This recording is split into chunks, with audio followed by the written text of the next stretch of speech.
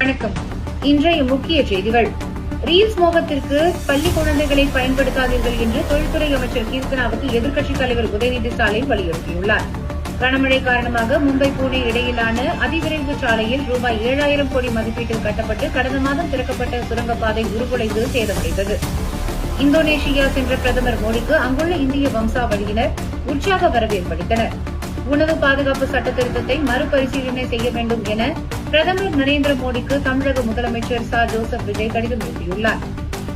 இலங்கையில் உள்ள நீர்கொழும்பு சிறைச்சாலையில் ஏற்பட்ட மோதலில் இதுவரை 4 சிறை அதிகாரிகள் உட்பட 25 பேர் பலியானதாக செய்திகள் வெளியாகியுள்ளன. தனியார் பள்ளிகள் மீதான அக்கறையை அரசு பள்ளிகளுக்கு காட்டாதது ஏன் என்று பள்ளிக்கல்வித்துறை அமைச்சர் ராஜ்மோகனுக்கு நாம் தமிழர் கட்சி ஒருங்கிணைப்பாளர் சீமான் கேள்வி எழுப்பியுள்ளார்.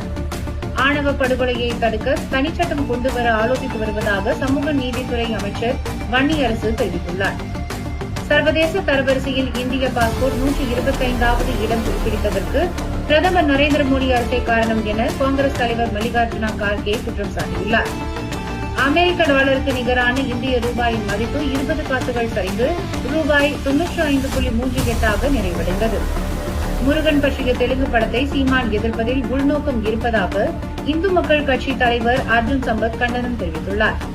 மாமல்லபுரம் அருகே வடநெம்மேலியில் திமுக ஆட்சிக் காலத்தில் தொடங்கப்பட்ட கடல் நீரை குடிநீராக்குவோம் திட்டப்பணியை முதல்வர் விஜய் பேட்டரி வாகனத்தில் சென்று ஆய்வு செய்தார்.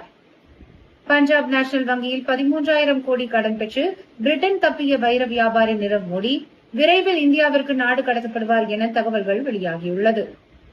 கரூர் கூட்ட நெரிசலில் 41 பேர் உயிரிழந்த சம்பவம் குறித்து முதல்வர் விஜய், அமைச்சர் ஆதவ் அர்ஜுனா உள்ளிட்டோர் பொது வெளியில் பேச தடை விதிக்க கோரி திமுக தாக்கல் செய்த வழக்கு உச்சநீதிமன்றத்தில் இன்று விசாரணைக்கு வருகிறது. இசையமைப்பாளர் இளையராஜாவின் பொதுவாக எம்மனசு தங்கம் பாடலை ஜி.வி. பிரகாஷின் படத்தில் பயன்படுத்த தடை விதித்து சென்னை உயர்நீதிமன்றம் உத்தரவிட்டுள்ளது. தாவேக கூட்டணி அமைந்தால் அந்த கூட்டணியில் விசிக நிச்சயம் இடம்பெறும் என்று அக்கட்சியின் தலைவர் திருமாவளவன் அறிவித்துள்ளார். தேர்தலுக்கு முன்பு கொடுத்த வாக்குறுதிகளின்படி பயிர்க்கடன்களை முழுமையாக தள்ளுபடி செய்ய வேண்டும் என்று டிடிவி தினகரன் வலியுறுத்தியுள்ளார்.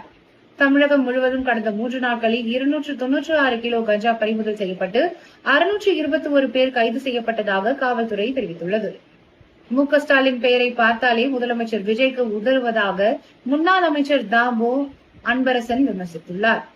இந்த மாத இறுதியில் ராகுல்காந்தி தமிழகம் வருகை தரவுள்ளதாக தமிழக காங்கிரஸ் தகவல் தெரிவித்துள்ளது.